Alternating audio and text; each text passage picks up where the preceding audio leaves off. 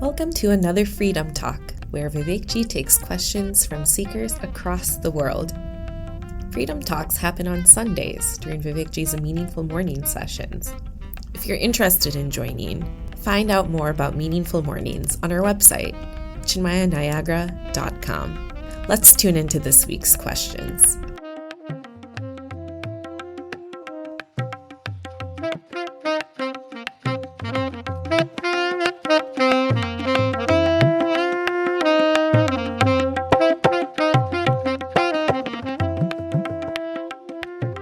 We have completed our Freedom Talk on why do we?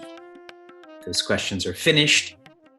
And the main message from why do we? One will not find peace in terms of how to act. One will only find peace through why to act. Prince Arjuna is an expert in the how, but he's confused about the why. A lot of our traditions and rituals, we're experts in the how, but we're confused about the why. And if you're confused about the why, one won't experience peace. Our first question, coming from Albany. What is the difference in reflection and inquiry? There is no difference. Inquiry, you're getting to know yourself. Reflection, you're taking a subject matter, that which you're listening to, and you're making this about yourself or relating to it. There's no difference. Is nididhyasana not the same as inquiry? Or is inquiry a part of nididhyasana? They're not the same. Inquiry is like mananam, or reflection. It is to take a message of self-development and make this real. The more you reflect on it, the more real this becomes. Nididhyasana is contemplation, where this message is not just real, but it's personal. This applies to you. You practice this in a controlled environment. You live this in an uncontrolled environment. With nididhyasana, there is less of an analysis because you've done that already, and more of a absorption. Making this more relative. When I was first in the Vedanta course, I analyzed Swami Tejomayananda a lot because I wanted to feel, is he real? And once that analysis was complete, I didn't have to analyze him or what he was saying anymore, correct? I simply had to practice what he was sharing. I had to personalize that. So that's the difference. And I love how all of you in one entry write like 5 questions. A zip file of questions every time. Is nididhyasana the same as contemplation, the whole process? Yes. Or is it remembering the spirit perpetually? Those are not different. Is contemplation a means to nididhyasana? No, they're the same. I'm enjoying the learning. Pranams. In summary, nididhyasana means nitaram dhyaihi, to perpetually keep in mind. Perpetually here means to practice, to live, that you are more than your body and mind and ego. We tend to think of contemplation as sitting down with your eyes closed. And that's true, but that's not nitaram. Nitaram means perpetually. You can't sit perpetually. We can barely sit for 15 minutes. And to keep in mind, even when we watch shows on Netflix now, we have to get up 3 times to get more chips, refresh our drink, etc.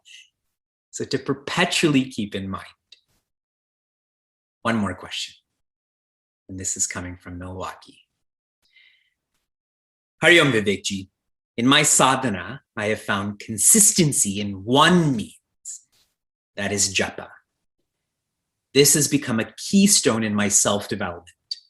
I'm very happy to read these words. With ongoing sadhana, I have seen that I can now move into the next aspect of development, which is consistently doing japa to consistently doing dhyana. For those who are not clear about these terms, japa is meaningful repetition. You write this or use a rosary. Dhyana is another word for nididhyasana, is another word for contemplation. What does Vivekji think as to how a sadhak should transition from one keystone to the next in self-development? Slowly, surely, and effectively.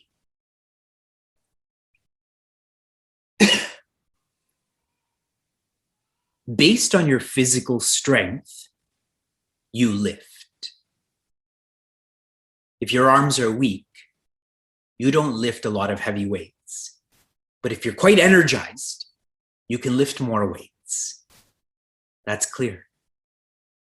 Now internalize that to your own inner world, particularly your mind and intellect. In the mornings, our intellects are the strongest. So what should you do? Contemplate.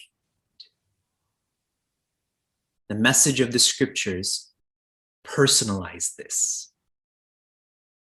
And if you're steady and sincere and strong in this, you will find the middle portion of your day is more reflective. You're learning more from your professional work, from your family, from the environment. In our book, The Listening Walk, this girl learns so much from what she's listening to. In the evening, when the intellect is weaker and the mind tends to be stronger, that's when you should engage in japa more actively. Less differentiation is needed, more meaningful repetition is needed. In a micro way. Every time I say microwave, I keep thinking you're hearing microwave. But please use your viveka. Why would I say in a microwave? In a microwave, when my intellect is the strongest, I observe our children fighting. When my intellect becomes weaker and my mind becomes stronger, their fighting is now fighting in my own personality.